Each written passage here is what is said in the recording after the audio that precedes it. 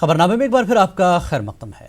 वज़ीर-ए-आज़म नरेंद्र मोदी ने नई कौमी तालीमी पॉलिसी के तहत आला तालीम में इनकलाबी इस्लाहात पर कॉन्फ्रेंस से खिताब किया।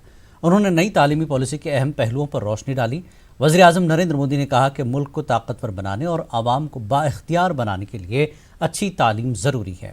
उन्होंने मज़ीद कहा कि कौम की आरजुओं और ख्वाहिशों को पूरा करने के लिए पॉलिसी में तब्दीली की जाती है। वज़ीर-ए-आज़म ने मज़ीद कहा कि लंबे चौड़े निसाब के लुज़ूम को कम करना नई तालीमी पॉलिसी का मकसद है।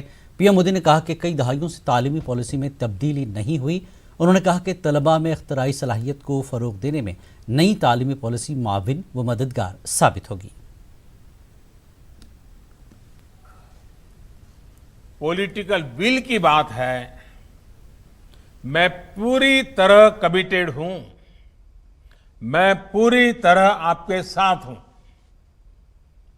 साथियों,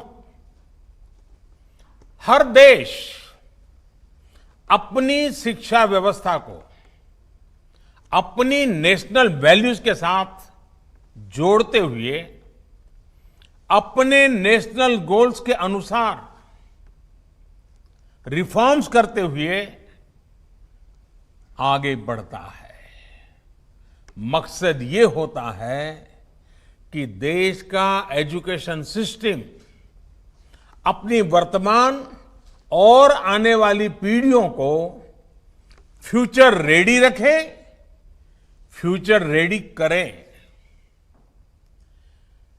भारत की नेशनल एजुकेशन पॉलिसी, राष्ट्रीय शिक्षा नीति का आधार भी यही सोच है। राष्ट्रीय शिक्षा नीति 21वीं सदी के भारत की नए भारत की फाउंडेशन तैयार करने वाली है। 21वीं सदी के भारत को हमारे युवाओं और हमारे युवाओं को जिस तरह की एजुकेशन की जरूरत है, जैसी स्किल्स चाहिए, राष्ट्रीय शिक्षा नीति पर इन बातों पर विशेष फोकस है। भारत को